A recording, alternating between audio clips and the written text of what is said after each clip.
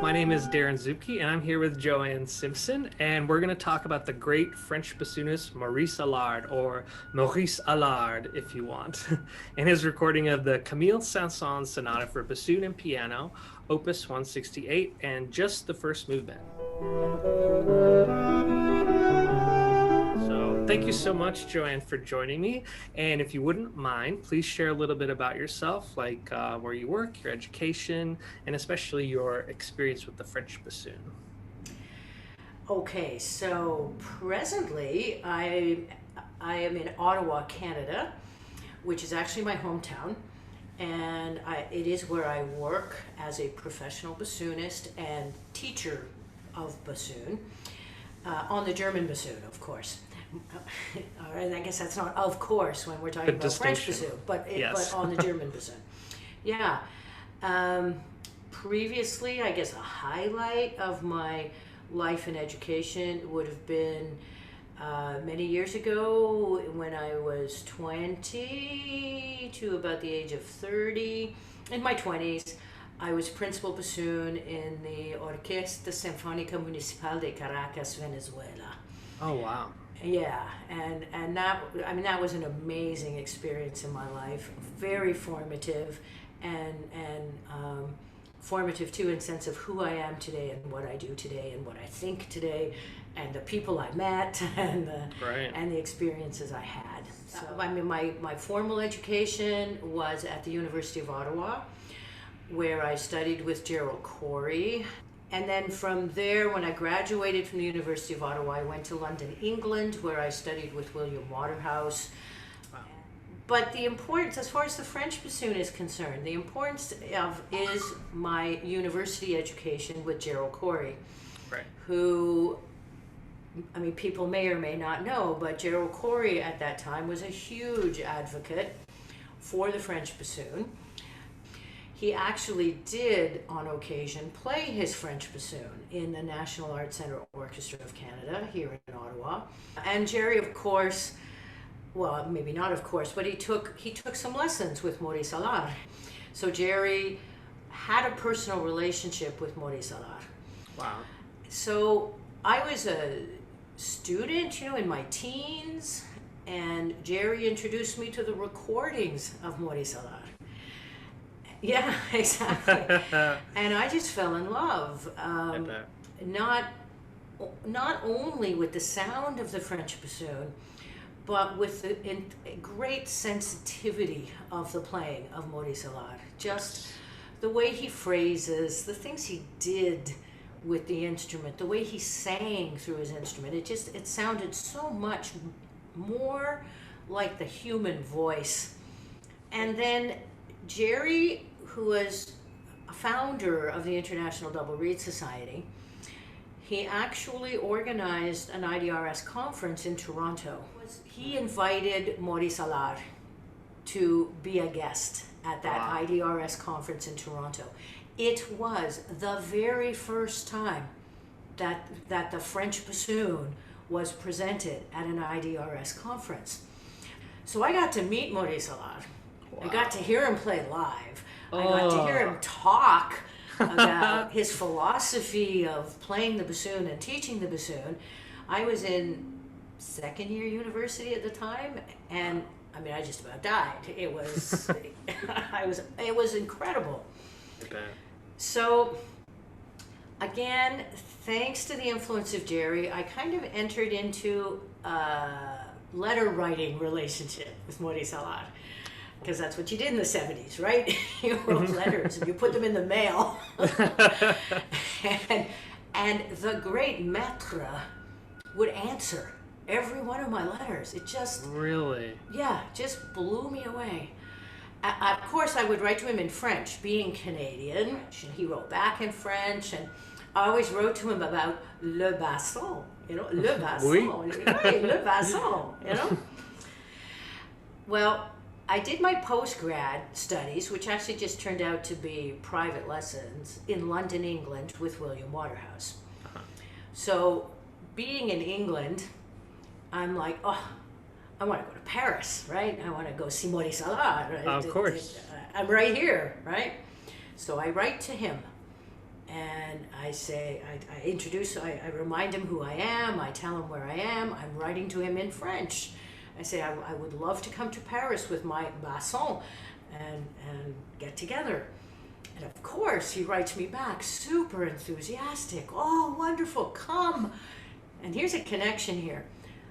My class at the Conservatoire are going to be giving their graduation recital, okay? And one of the members of my class is an American girl. You might know her, which I didn't, of course, at the time. But yes, that American girl was Camille Saint-Saëns. That's amazing. Isn't that incredible? Worlds colliding Yeah. in my brain. Anyway, the Yeah, stories are like yeah. intertwining. It's crazy, yeah. So, all right, I pack up my bassoon and, you know, get on the train and the ferry and the train and whatever, and I go to Paris to the Conservatoire National Supérieur, to this recital of wonderful French bassoon students, including Camille Saint-Saëns. Yay. I walk into the building. I'm holding my bassoon in my case, and I see Maurice Allard coming down the hallway, Yeah. surrounded, I mean, I already knew what he looked like, right, because I had met him before, surrounded by, you know, his fans. It's like God, hero worship here. Yeah. And I approach him and I go, Maître Allard, je suis Ann Simpson, je suis arrivé de l'Angleterre. He looks at me and his eyes go down to my bassoon case in my right hand. And he looks back up at me and he says, Ça, ce n'est pas un basson. Ça, c'est une fagotte. And he turns his back and he leaves.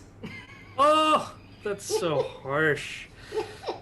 But that's I've read so much about that time, and it was just sort of this isolationist attitude that he had, because they were, you know, people were switching left and right, and Yeah. that was Yeah. just the attitude. That's so heartbreaking, though. I would just melt if I were you. I did. I still went to the recital. I still heard the wonderful playing, but I had no further interaction with Maître Allard on that occasion. Okay? Uh-huh. He made great efforts the next time we met to redeem himself. Oh, that's Yeah. nice. So the next time we met was, again, in the early 80s, I believe, at what was the first IDRS conference, if I understand correctly, if I remember correctly, off of the North American continent. And it was in Edinburgh, Scotland. Oh, cool. Wow. So at that time, I was already playing with the orchestra in Venezuela. So I was on vacation. So I went to Edinburgh for the IDRS conference. Yeah. And because this conference was in Europe, Maurice Allard brought his class of French bassoon players to the conference in Edinburgh. Again, That's intimidating. it was the first time that there were that many French bassoon players at Yeah. an IDRS conference, and they made a huge impression. They were all amazing players, and they played as individuals, and they played as an octet, and I mean, it was just spectacular. That's amazing. So Gerald Corey was there as well, of course, because he attended every IDRS conference. He never missed a conference. And so Jerry introduced me yet again to Maurice Allard. And Allard had completely forgotten about me, of course. I mean, who am I? I'm some chick who plays the fagot, you know? Maybe that's kind of lucky, though. Clean slate. Yeah, right. Well, so he says to me, I can't, in French he says, c'est un grand plaisir de te connaître, you know? And I'm like, well, you know, maître, we have met before. We have connaître. Ouais, ouais, on s'est connus déjà. And I told him the story of meeting, and I told him what he did.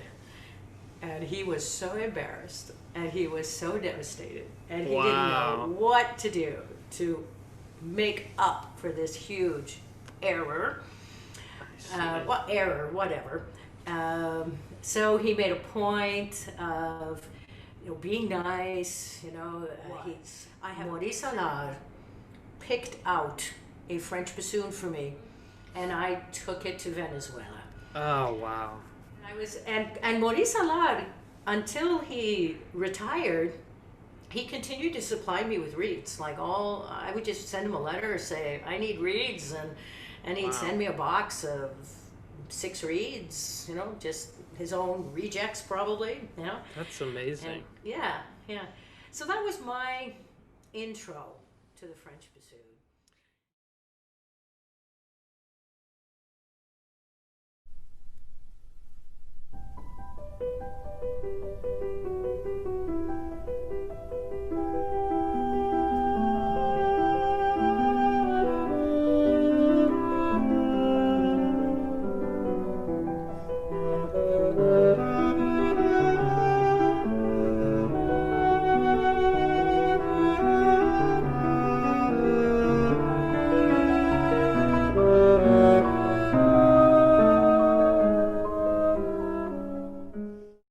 It's just so organic, and there's no bumps, there's no disturbances. You just know that that's pretty much the only way that phrase can go. But I stopped where we stopped right now, as I've been listening to that little bit.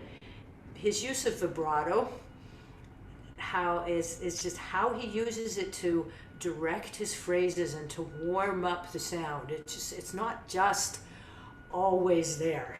Right. He's always doing something with it. It's not just vibrato for the sake of vibrato.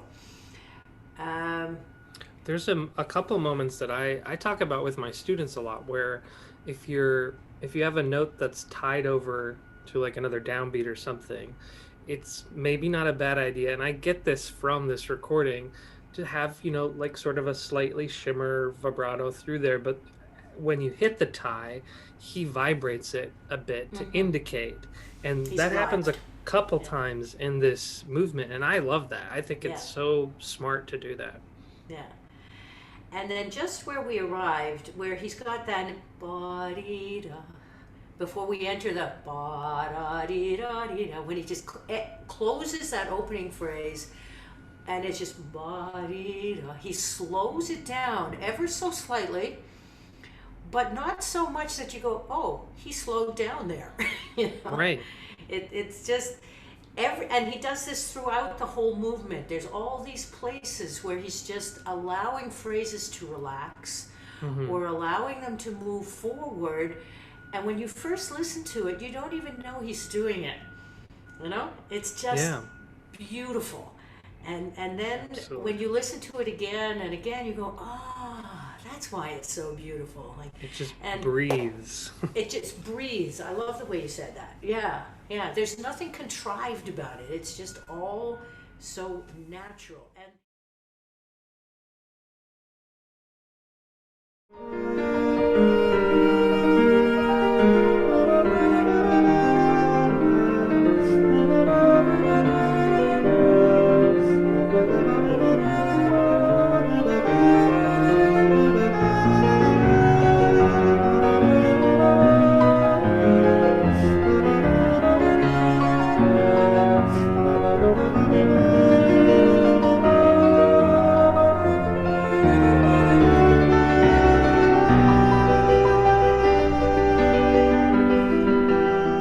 Such a spectacular moment. It's just, I know. Yeah, you just want to go, yay! You did it!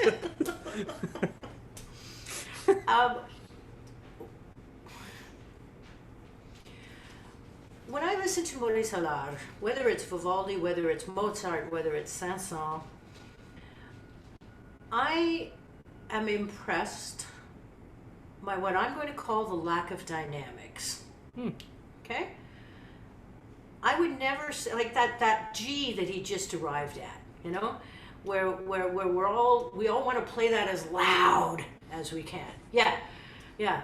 He makes that such a beautiful note and such a beautiful moment, so spectacular. Yet I'm hard pressed to say that he's made it loud. I You think know? you're right. I hadn't thought Yeah, about that, but you're yeah, totally right. It's like maybe the way he's shaping his sound and using his vibrato and his air to like make it like forte equals full, not forte equals loud, I guess. yeah, yeah, yeah. And the same with like listen to a Vivaldi concerto, and I don't hear any pianos and I don't hear any fortes, but I hear change and variety all the time. You know, through color, through Hmm. intensity, through style of articulation. Yeah. And I think we, like the bassoon, it's different today on the modern ones, but it's such a limited instrument in terms of dynamics. It's so hard to play soft, Yeah. so hard to play loud, and I think we're misguided by trying to play soft and loud. I think we should be looking like Allard does for other ways to make what we play interesting. Like Yeah. I listen to this movement, I feel no lack of variety and expression and passion and beauty, No. but nor do I ever really feel, oh, now he's playing piano. You know, like,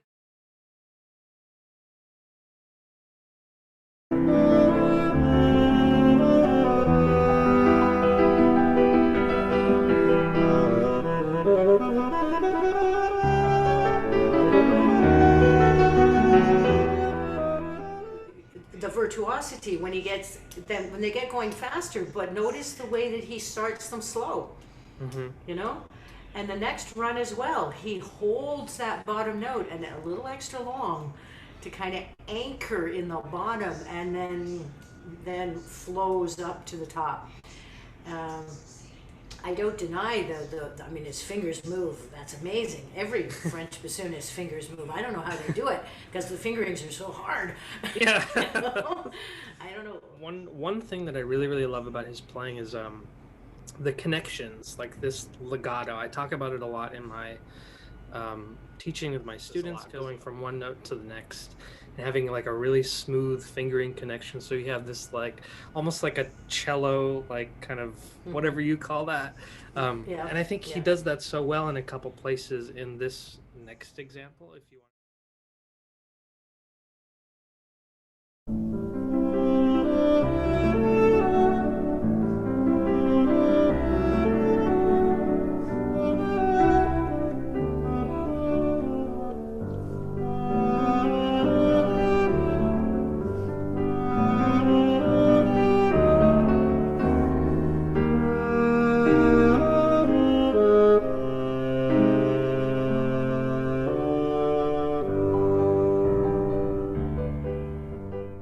So the high note, I think, comes out so smooth and beautifully because he prepares for it in the note before.